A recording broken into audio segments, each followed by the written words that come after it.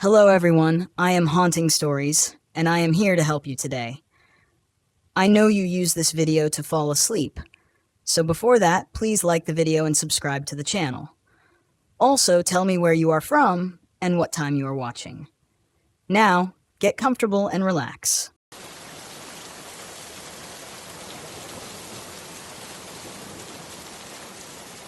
My name's Michael Bertha, and this happened back in 1992 in the thick pine stretches of Idaho's Payette National Forest.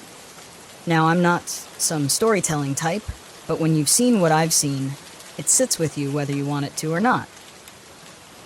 I've been with the Forest Service nearly a decade, mostly search and rescue, but I don't really get a thrill out of finding folks lost off the trails. It's just a job, pays the bills and keeps my folks from worrying too much. But this wasn't a typical day at work. The call came in just past noon. 2 teenagers had gone missing around Lake Cascade while hiking, and their mom swore up and down that they wouldn't have wandered off the marked trails. Typical, I thought. Parents always claim their kids are not the type to take risks, and they end up climbing a cliffside or venturing miles off the paths. I radioed in, grabbed my pack, and met up with my buddy Charlotte at the ranger station. We'd handled plenty of search missions together, so we had our system down pat. By the time we started the hike, the sun was a half-hearted glow behind thick clouds, casting a dim grayness over the woods. We headed up the main trail, our boots crunching over the underbrush and fallen pine needles. I remember making some wisecrack about the kids probably sitting by the lake with no cell signal, blissfully unaware of the mini-panic they'd sparked. Charlotte chuckled and responded with something about making up for our overtime with the stash of cold beers back at the station. Just another day on the job, so I thought. It wasn't long before we hit signs of trouble. About a mile up, we found what looked like a small campsite. A few scattered granola bar wrappers, a disposable camera, and a dirty sweatshirt lying next to a patch of trampled ferns. But there was something off about the setup. It didn't feel like kids were lounging around here. It felt more like someone had run through. The air was heavy, and I could smell this rank, earthy stench that was wrong for the forest. Charlotte raised an eyebrow at me like he was feeling it too.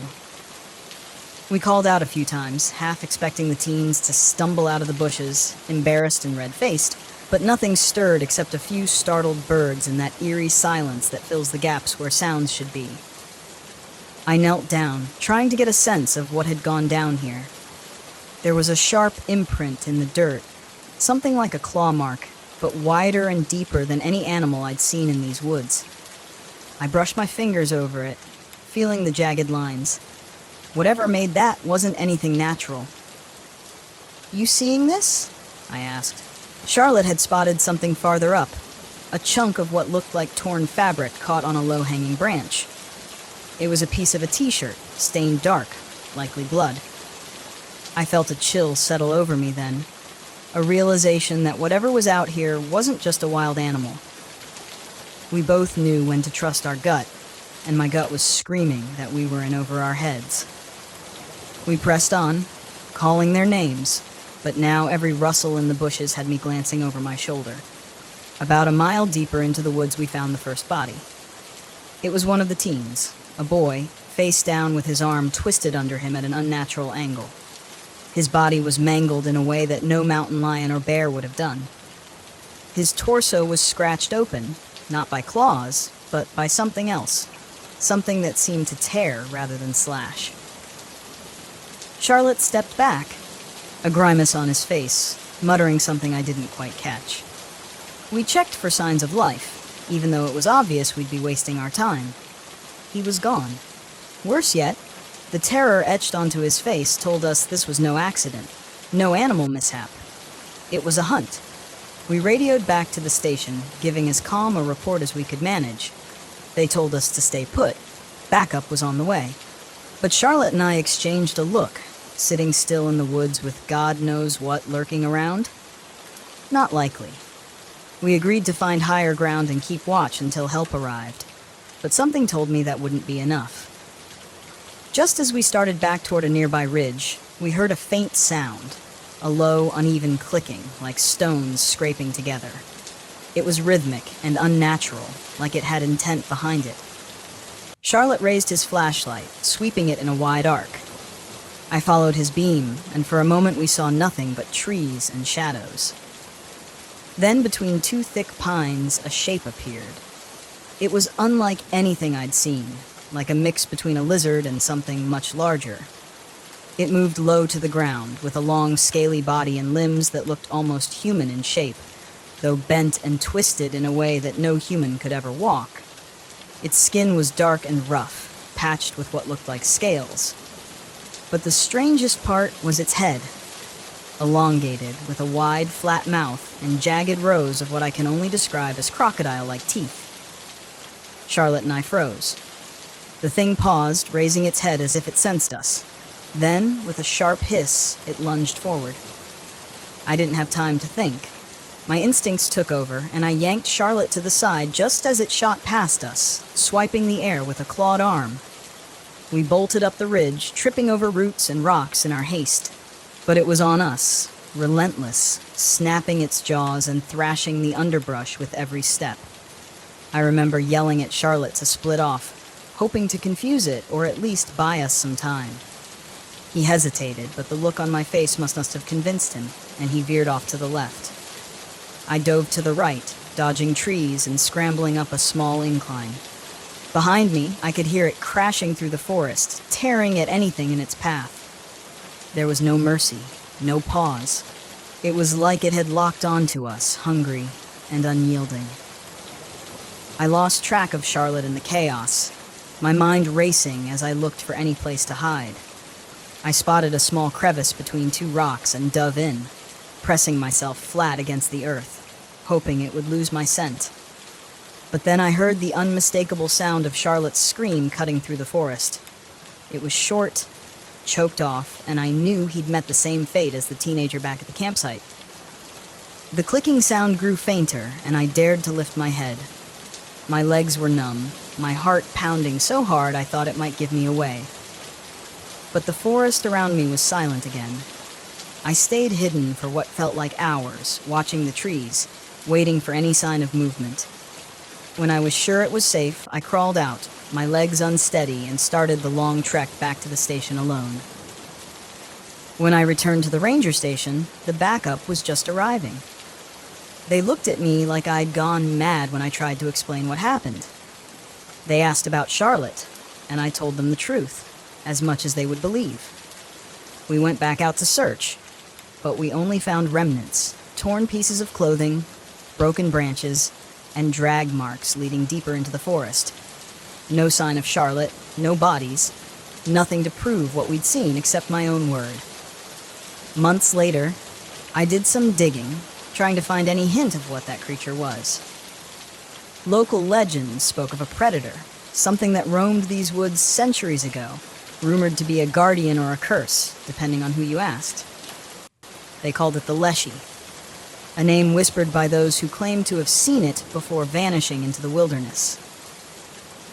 They said it only showed itself to those who dared to encroach on its territory too far, too boldly, as if it needed to remind us that we were still trespassers here. That creature, it wasn't just hunting. It was sending a message loud and clear.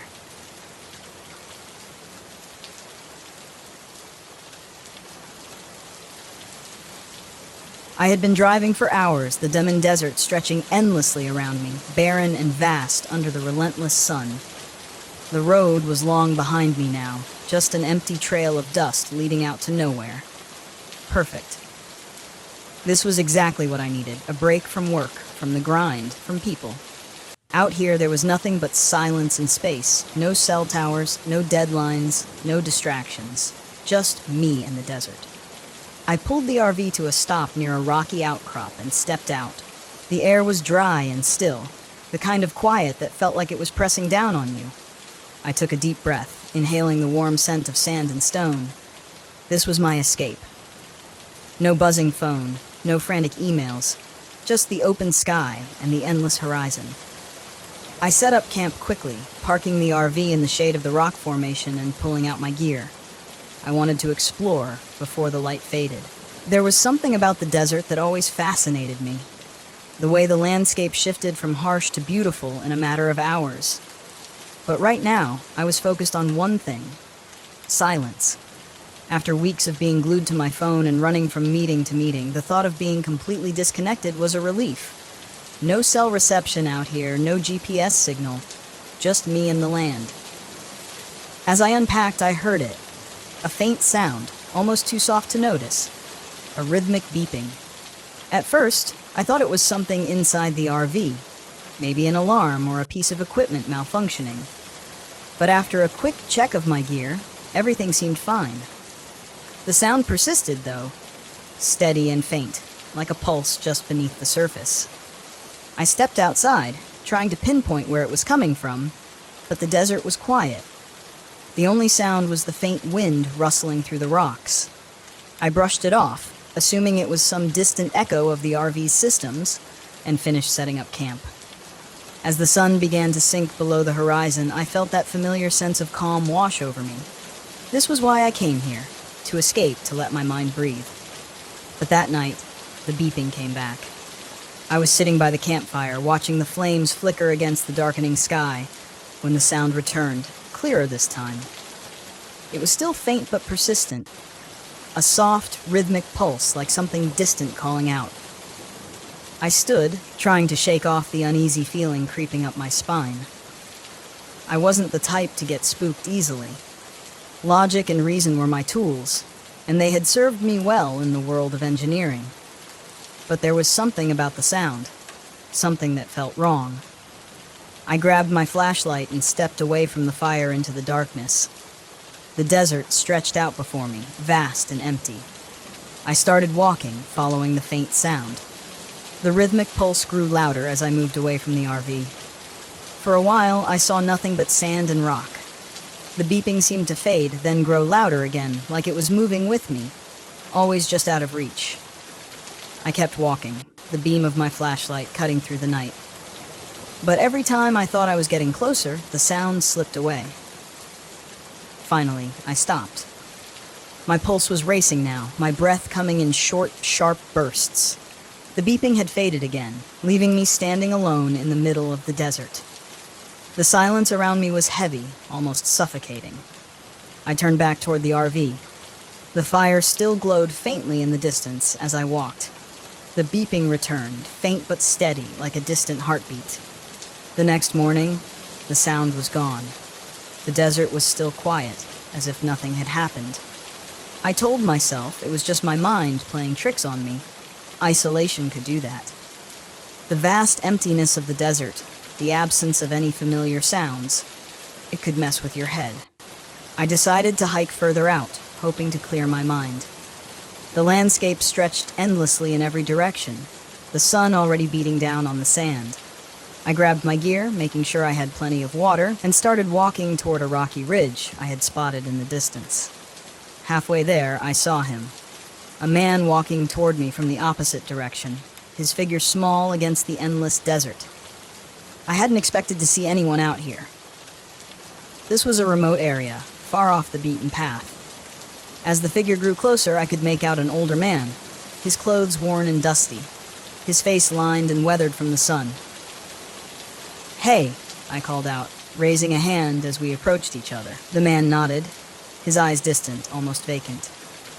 "You camping out here alone?" he asked, his voice hoarse. "Yeah, just me," I said, a little taken aback by his bluntness.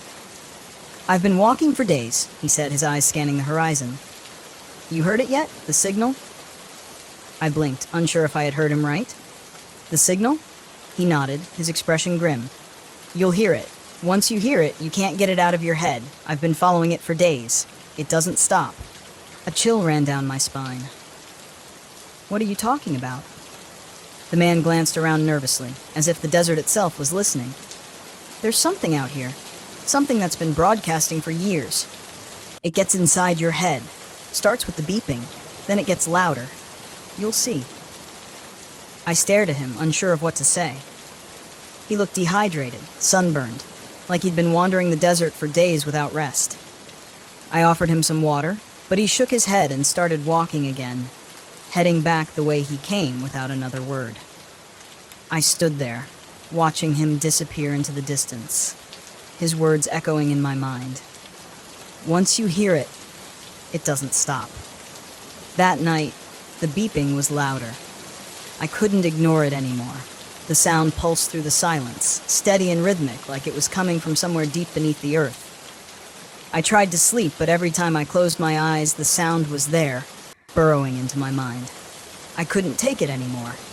I grabbed my gear, flashlight, GPS, water, and set out into the desert. I had to find the source. I had to know what was causing the sound.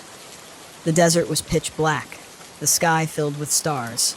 My flashlight cut through the darkness, the beam dancing across the rocks and sand as I followed the beeping.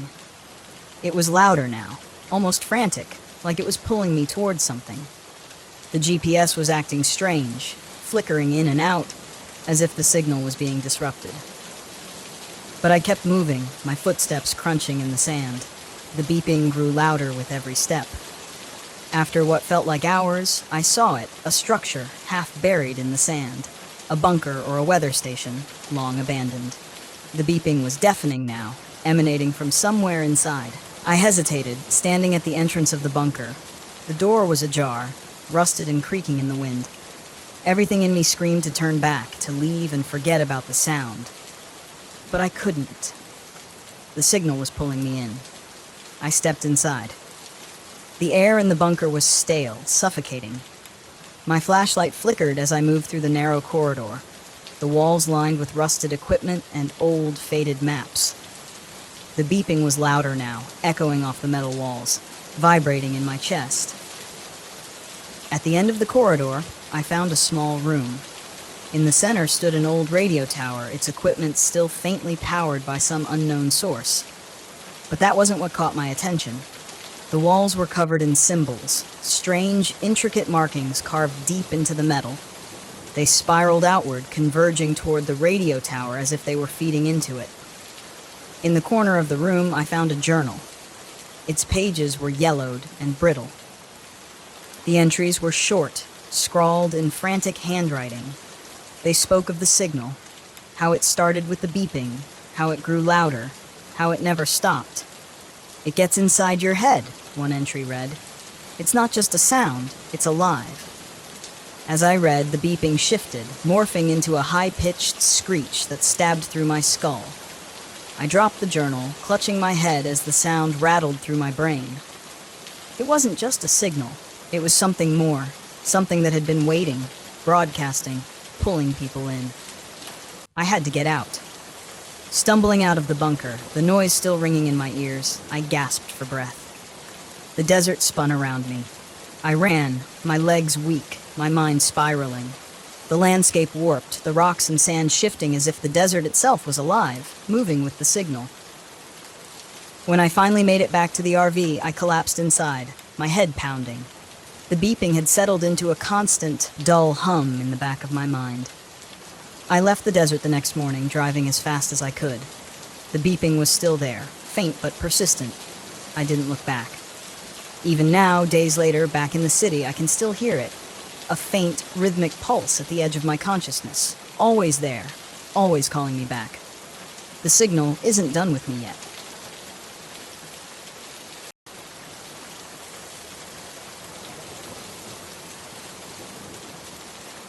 I wasn't running away from my problems. I was just trying to get some space. At least, that's what I told myself after the divorce. Everything felt too close, too suffocating.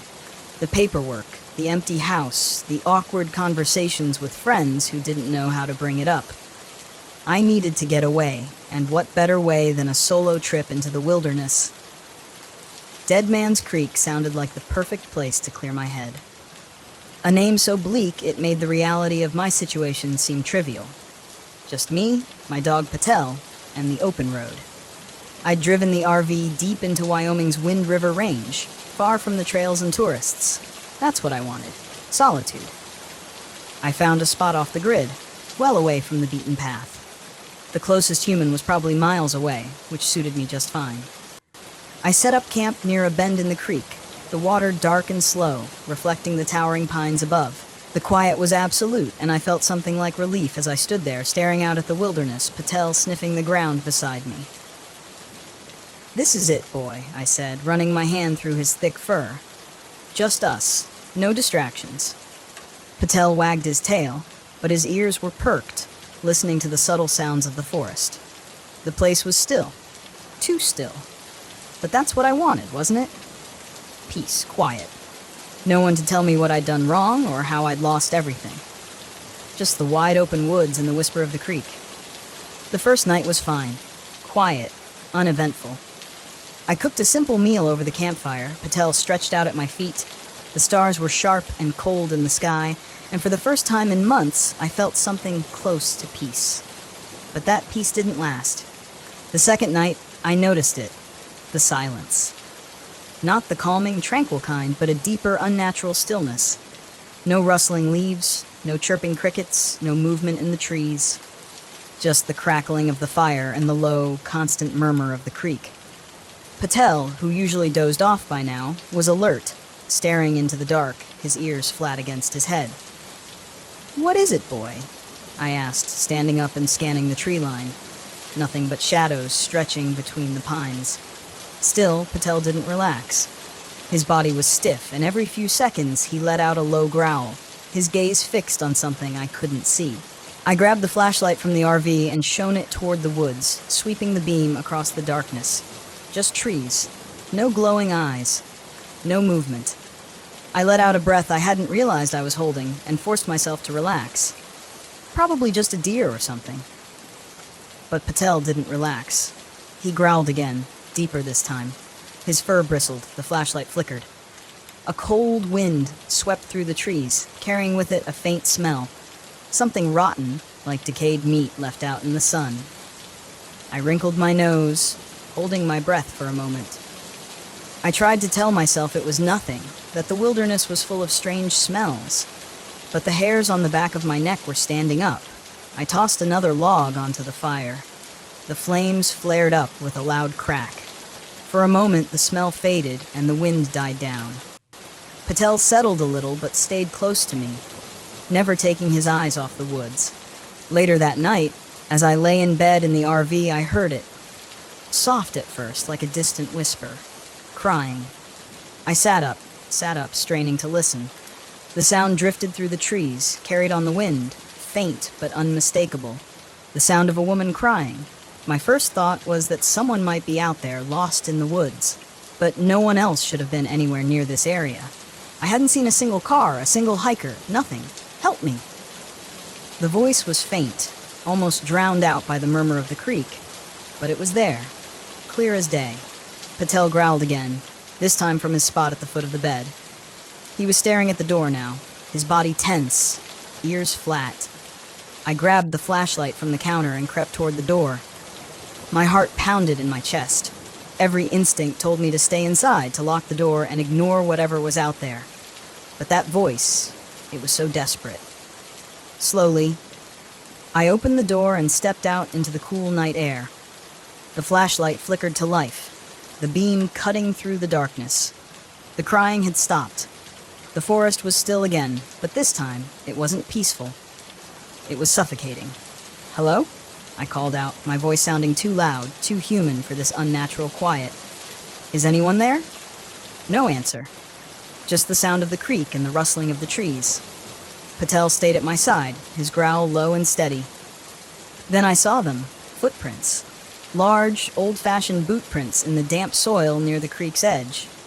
They weren't mine, and they certainly weren't recent. The edges of the prints were weathered, as if they'd been there for weeks. But that was impossible. I backed up, my pulse racing, pulling Patel with me. I didn't sleep much that night, the echo of the crying woman replaying in my head. The next day, I tried to convince myself it was all in my mind. Too many nights alone in the wilderness, maybe a little too much whiskey by the fire. But something gnawed at me. Those boot prints, the voice, the smell of rot. Something was wrong here. I needed answers. I spent the afternoon hiking deeper into the woods, staying close to the creek. That's when I found it. An old campsite, or what was left of one. A broken-down wagon, rusted tools scattered in the dirt, and a few rotting planks of wood that might have once been part of a shelter.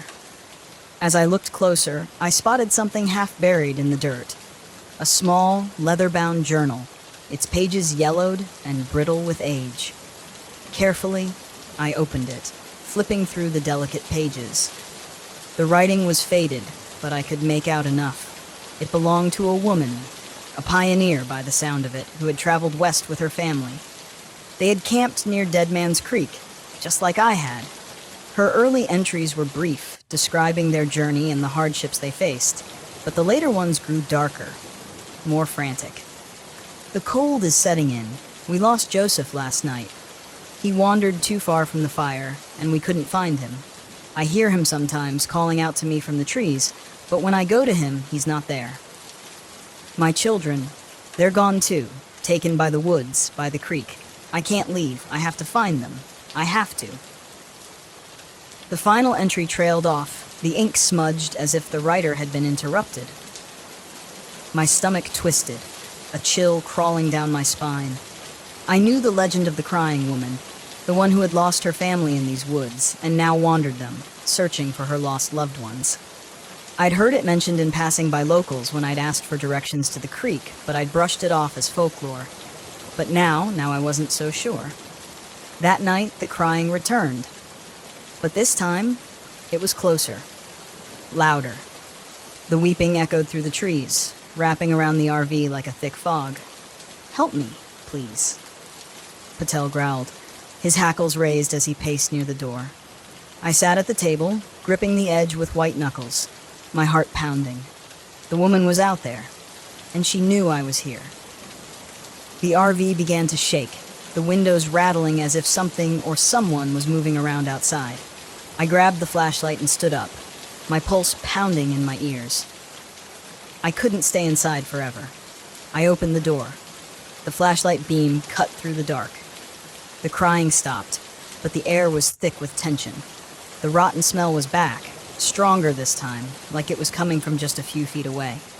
And then I saw her. She stood at the edge of the trees, her figure barely visible in the flickering light of the campfire. Her skin was pale, her clothes torn and stained with dirt. Her hair hung in tangled strands over her face, and when she looked up at me, her eyes, dark, hollow, and wet with tears, seemed to stare right through me.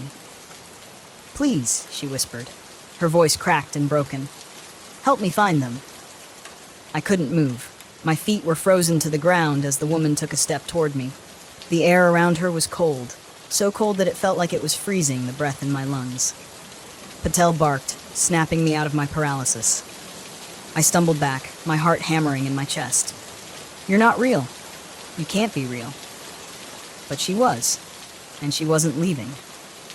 "Please," she begged, reaching out a skeletal hand. "My children." The temperature dropped even further as she drew closer. Then I thought of the journal, the one I had found by the creek, the story of her lost family, her desperation. She was still searching for them, even in death. And if I didn't do something, she would never stop. I grabbed the journal from the RV and ran toward the creek. The crying woman followed, her wails growing louder, more desperate. My breath came in ragged gasps as I reached the water's edge, holding the journal in my shaking hands. "Your family's gone," I said, my voice trembling. "They're gone. You need to rest." She stopped, standing at the edge of the creek, her dark eyes locked onto the journal I placed on the ground, like it was the only thing tethering her to this world. For a moment, the weeping faded, and the wind died down. The crying woman stared at the journal, then at me. Her eyes softened, just for a second, before she vanished.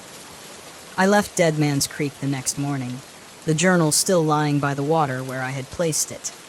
As I drove away, the forest seemed to breathe a sigh of relief, the oppressive weight lifting from the air.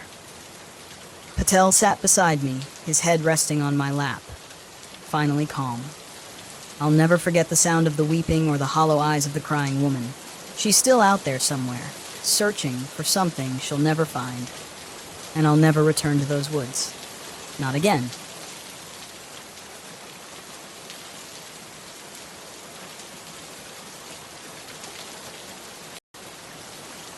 The road wound through the dense trees, snaking deeper into the heart of Low National Forest. The thick canopy above allowed only sparse sunlight to filter through, casting shifting shadows across the narrow dirt path. I gripped the steering wheel of my RV, trying to shake off the gnawing sense of unease creeping up my spine. It had been 3 hours since I'd passed another vehicle. Solitude was the whole point, wasn't it?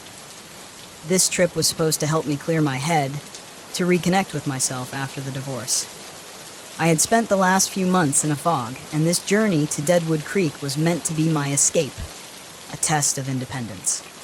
No ex-husband, no stress, just me in the wilderness. I needed this. At least, that's what I had been telling myself for the past 2 weeks. Deadwood Creek Campground wasn't listed on any mainstream maps, just a blip on an obscure site for hardcore campers seeking isolation. The campground had a reputation, but that was part of the appeal. I needed the quiet, far from anything that reminded me of what I'd left behind. But as I pulled into the clearing, past a moss-covered sign that read, Deadwood Creek, a shiver ran through me. The place was eerily silent, the kind of stillness that makes you second-guess your decision to be alone. I parked the RV near a small trickling creek. The only other vehicle was an old beat-up camper a short distance away, nestled under the towering pines. It was empty. No sign of movement, no campfire. Good. I wasn't in the mood for socializing. Stepping out into the cool afternoon air, I surveyed the site. The woods were thick, ancient. The ground was blanketed in pine needles, muffling the sound of my footsteps. A perfect retreat. I set up camp, unfolding my chair and setting my mug of tea beside me as I sat by the creek, listening to the soft gurgle of the water. It was peaceful, just as I'd hoped. But after a while, the peace felt off. Too still.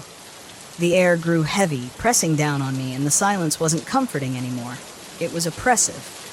My mind wandered back to the stories I'd read online, the rumors about Deadwood Creek's dark history. This used to be a mining settlement during the gold rush, or so the tale went. Dozens of men came seeking fortune, but most found only death. Mysterious disappearances, bodies never recovered. Some say the men still haunt the place, bound to the land, working their endless shifts beneath the earth. I had dismissed it at first, chalking it up to local folklore meant to spook tourists. But now, sitting alone in the fading light, the stories didn't seem so far-fetched. The wind rustled the trees, and I jumped at the sound. Get it together, Hannah, I thought, rolling my eyes at my own nerves. I hadn't come all this way just to scare myself into leaving. That's when I saw him. A man standing near the edge of the campground, just at the tree line, leaning against a tree. He was tall, broad-shouldered, with a scruffy beard.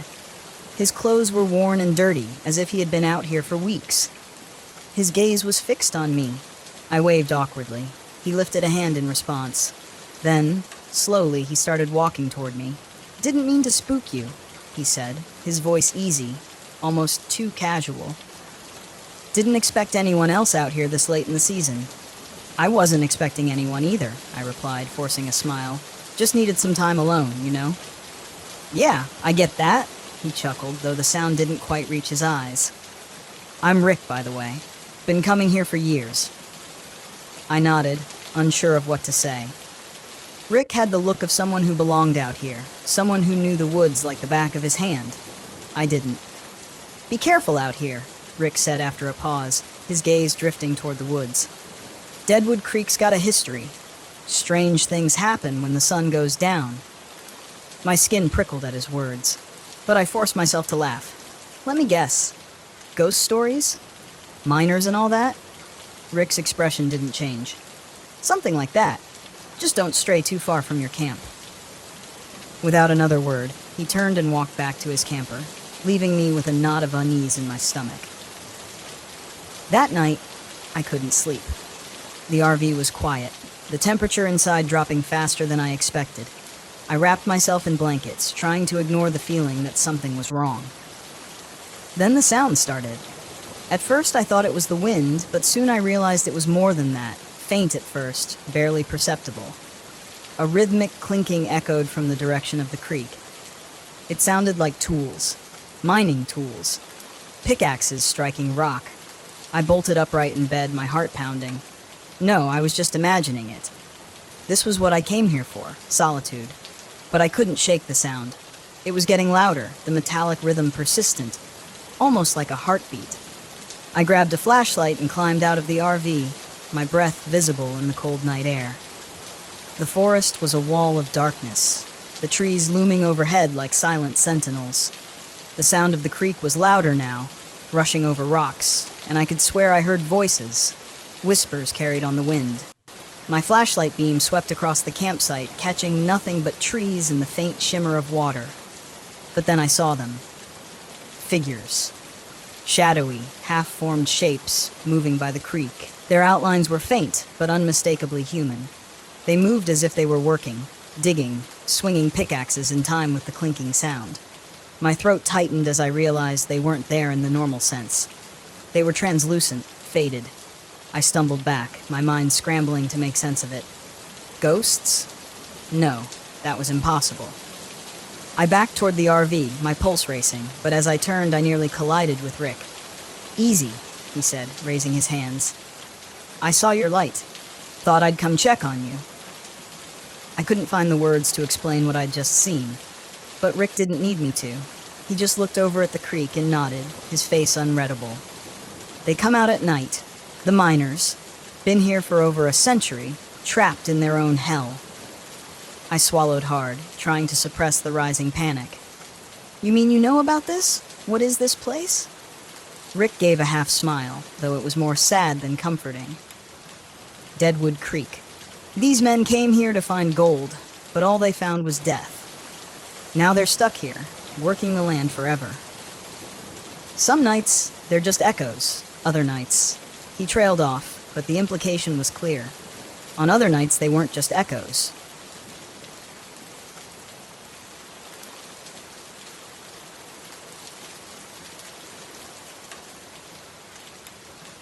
I never wanted to take this job. Not this one.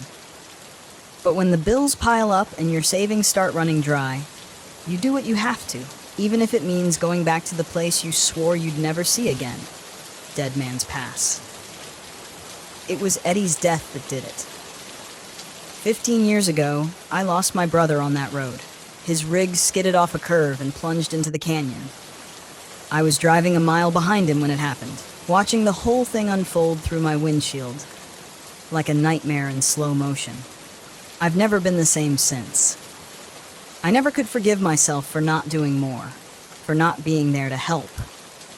That's how it goes in this life. You haul, you drive, you move forward, keep the past in the rear view. But it's never that simple, is it? I'm Hank Collins, but most people on the road know me as Rusty.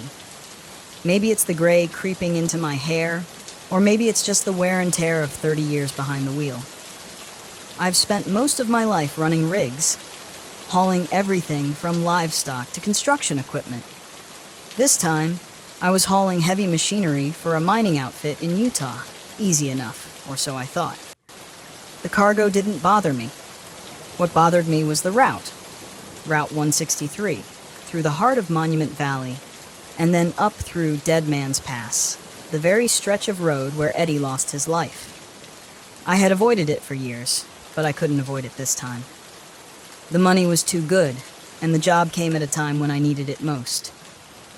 The first sign that something wasn't right came when I crossed into the desert. The vast expanse of red rock stretched out for miles, the sun dipping below the horizon, casting long shadows across the road. It should have been peaceful, almost beautiful, but something felt off. The radio cut out first, static, then silence. Not unusual out here, but it didn't sit right. The stillness felt heavy, oppressive, like the desert itself was holding its breath. As the sun disappeared completely, I noticed a pair of headlights in my rearview mirror. At first, I didn't think much of it, probably another trucker on the same route. But as the miles passed, those headlights never got closer. They stayed there, far back but steady, like whoever it was didn't intend to pass or fall behind, just keeping pace. I tried to shake it off, focusing on the road ahead. The canyon walls began to rise on either side of me, the road narrowing as I approached Dead Man's Pass. My hands tightened on the wheel, the familiar knot of tension growing in my chest. The road was winding, dangerous, with steep cliffs on one side and jagged rock on the other. I'd driven it 100 times before, but not since the night Eddie died. As I climbed higher, the truck started acting up. First, it was the brakes. They began to make a grinding noise that sent vibrations up through the cab. They were new, serviced just a week ago. There was no reason they should be failing. Then the engine sputtered. Just once, but enough to make my heart jump. "Come on, Rusty," I muttered to myself. "Just keep moving, 1 mile at a time." But the truck didn't listen. The headlights behind me were still there, never getting any closer, never fading away. Something about it gnawed at me, a slow realization creeping in. I knew that truck. It was Eddie's. It couldn't be. Of course, Eddie's truck was a wreck at the bottom of the canyon, rusted and forgotten. But the make, the model, even the busted left headlight, it was all the same, and it was following me. I turned up the CB, hoping for some noise to drown out my thoughts, but all I got was static. My hands were sweating now, the wheels slick beneath my fingers. The canyon walls seemed to press in tighter as I reached the most dangerous curve, the very spot where Eddie had gone over the edge. My foot eased off the gas, but then the CB crackled to life, and a voice broke through the static. "Rusty. Hank, you gotta stop." I nearly jerked the wheel in shock. I knew that voice. It was impossible, but I knew it. It was Eddie. "Eddie," I whispered, even though I knew there was no way it could be real. I fumbled with the radio, trying to clear the signal, but the voice only grew louder, swallowed by the hiss of static. "Rusty, you gotta stop. You can't make the same mistake." I was losing my mind. That's what this was. Too many years on the road, too many ghosts haunting me. That's all it was. But then the truck sputtered again. The grinding in the brakes got worse. I could feel the whole rig shudder as I tried to slow down, but the brakes weren't responding. I pumped them hard. Nothing. The curve was coming up fast, and I knew I wouldn't make it if the brakes didn't hold. "Damn it!" I shouted, yanking the wheel hard to the right, pulling off onto the narrow shoulder. The truck screeched to a stop, just inches from the cliff's edge. For a long time, I sat there, heart pounding, staring at the drop below. The canyon stretched out beneath me, a black abyss swallowing the last traces of daylight. My breathing was ragged, my hands shaking, and then I saw it. Eddie's truck was still there, sitting on the road behind me, headlights glowing dimly through the dust. But now I could see it wasn't just a truck. The rig was mangled, twisted, just like it had been after the accident. The front end was smashed in, the cab crumpled, the windshield shattered. And standing next to it was Eddie. I blinked, rubbed my eyes, but he didn't disappear. He was there, clear as day. His face was pale, gaunt, eyes hollow. But it was him. He was looking right at me. I stumbled out of the cab, my legs shaking beneath me. I didn't know what I was doing, didn't know what I expected to happen, but I had to get closer. My voice cracked as I took a step toward him. How are you?" He didn't speak, just stared at me with those hollow eyes. Then, slowly, he raised a hand, pointing down the canyon. I followed his gaze, my heart pounding in my chest. That's when I saw it, the wreckage of his truck lying at the bottom of the canyon, just as it had been all those years ago. "No," I whispered. This can't be real." Eddie's voice echoed in my mind, though his lips didn't move. "You gotta stop, Rusty. You gotta stop running." I fell to my knees, the weight of everything crashing down on me. I had run from this for so long, buried it deep, but now there was no escaping it. Eddie wasn't here for revenge. He wasn't here to haunt me. He was here because I had never let him go. "I'm sorry," I choked out, tears burning my eyes. "I'm sorry, Eddie. It was my fault. I should have listened. I should have stopped." The wind howled through the canyon, and for a moment, it sounded like Eddie was speaking again. But this time, it wasn't a warning. It was forgiveness. I never blamed you, Rusty, his voice whispered, softer now, like it was being carried away by the wind. But you gotta forgive yourself. The headlights of Eddie's truck flickered once, then went out.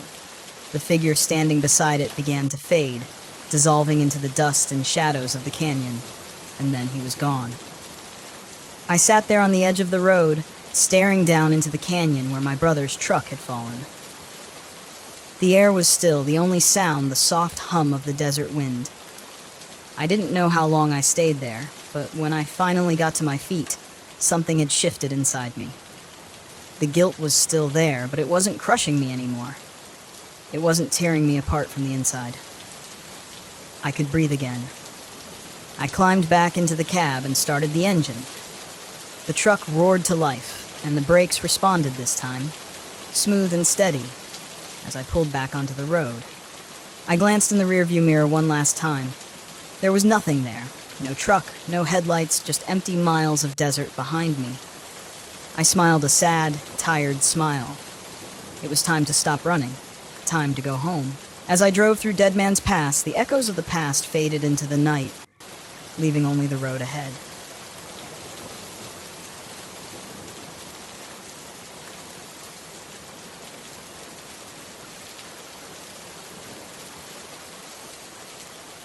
I came to the Pine Barrens for peace, solitude. I thought that getting away from everything would help, that losing myself in the wilderness would somehow fix what was broken inside me after my wife, Sarah, passed. Nothing made sense anymore. My work as a photographer felt pointless. The things I used to care about were gone. Grief had hollowed me out, leaving only a shell of the person I used to be. So, when the offer came to photograph the Barrens for a travel magazine, I didn't hesitate. I packed up my RV, grabbed my camera, and hit the road. The Pine Barrens had always intrigued me with their dense forests and twisted folklore. But I wasn't here for ghost stories. I was here to work, to focus on something other than my own loss. Or at least that's what I told myself. It was the second night when I first saw them. The lights. I had spent the day photographing the eerie, quiet beauty of the Barrens. The way the pines stretched up toward the sky like skeletal fingers. The sandy trails winding through dense underbrush. By the time I returned to my RV, the sky was already dark, stars barely visible through the thick canopy above. It was the kind of stillness I had been craving, the perfect backdrop for my long exposure night shots. I set up my camera, aiming toward the trees, capturing the stillness of the forest beneath the stars. As I clicked through the shots, I noticed something strange in the frames. Small, glowing orbs in the distance. At first, I assumed they were fireflies or maybe even distant lanterns. But these lights were too bright, too concentrated. They hovered just beyond the tree line, flickering in and out of focus as if dancing in the air. I looked up from the camera, squinting into the dark. Nothing. The lights were gone. I frowned, checking the screen again. There they were, clear as day. Pale, round orbs glowing softly in the distance, just out of reach. I rubbed my eyes, telling myself it was a trick of the camera, some glitch or reflection I couldn't quite explain. The rational part of my mind dismissed it, but something else, a quiet, nagging feeling in the pit of my stomach, told me something wasn't right. I didn't sleep well that night. Even inside the RV, with the doors locked and the curtains drawn, I couldn't shake the feeling that those lights were still out there, watching.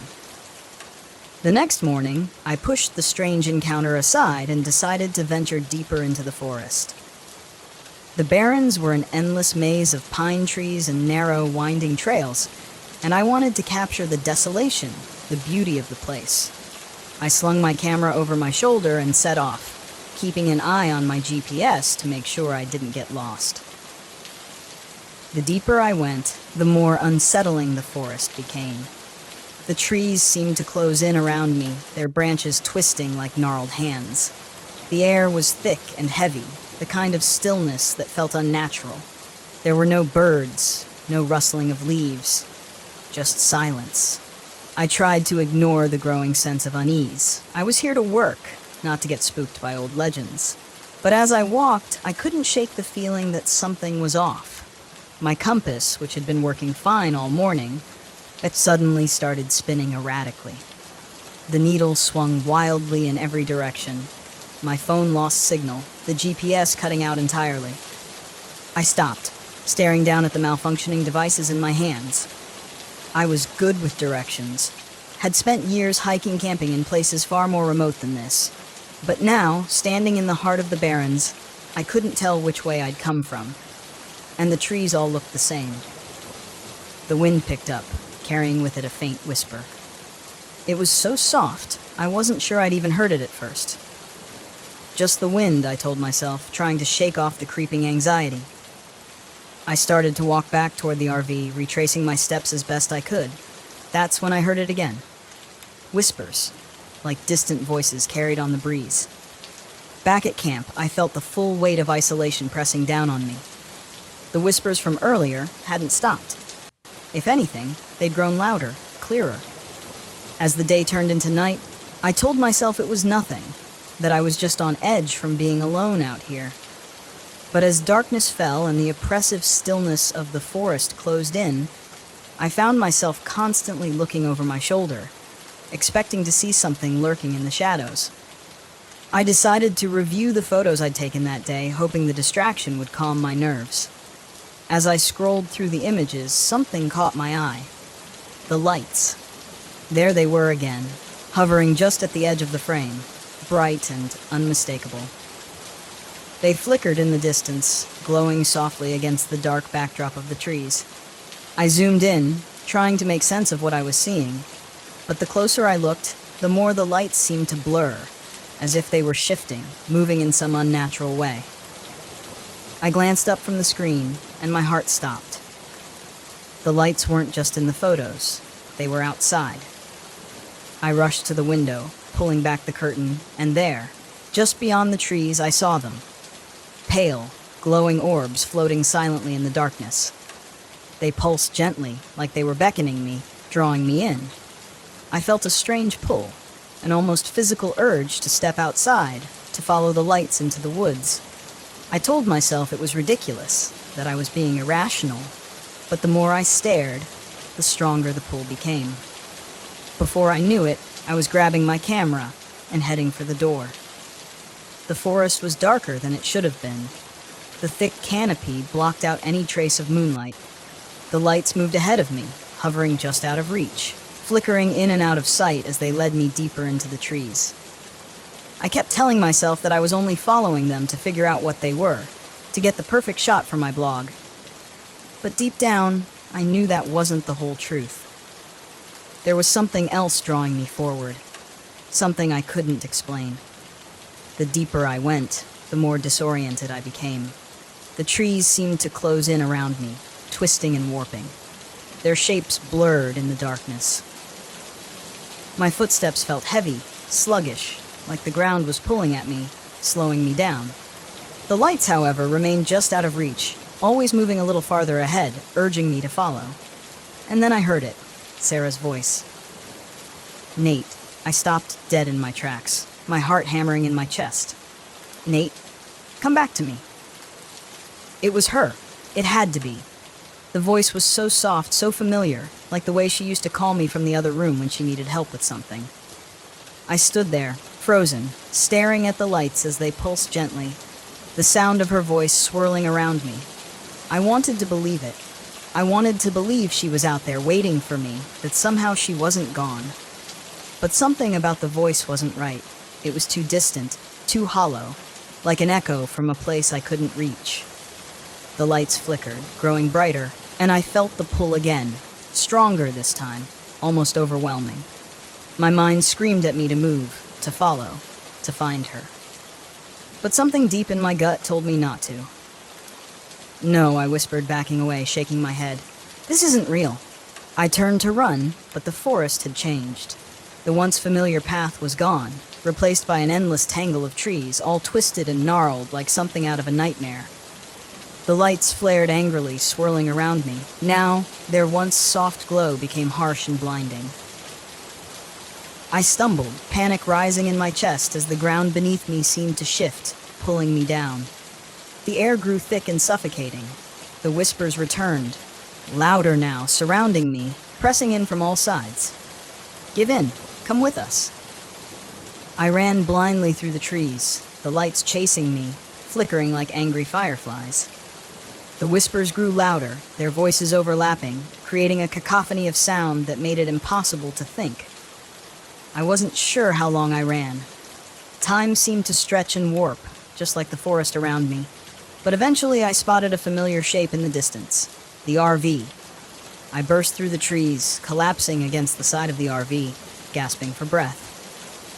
The lights hovered at the edge of the clearing, pulsing angrily, but they didn't follow. I scrambled inside, slamming the door behind me. The lights remained outside, flickering ominously, but they didn't come closer. It was as if something was keeping them at bay, something stronger than whatever force had been pulling me toward them. I slumped to the floor, my body trembling with exhaustion, my mind still reeling from the experience. The whispers had stopped, but the memory of them lingered, echoing in the back of my mind. I had nearly followed them, nearly given in. But whatever those lights were, they weren't Sarah. They never had been. As dawn broke, I didn't wait around to see if the lights would return. I packed up the RV and left the pine barrens behind, the forest shrinking in the rearview mirror. But as I drove away, I couldn't shake the feeling that the lights were still out there, waiting for the next traveler to lose their way. The beckoning lights hadn't gotten me, not this time. But I knew they wouldn't stop. That's it for today's tale from Haunting Stories. If you have a story worth sharing, drop it in the comments or send it our way. Don't forget to subscribe and share with your fellow thrill seekers. As always, The Haunting Stories thanks you for unlocking today's tale. Until next time, the haunting awaits your return.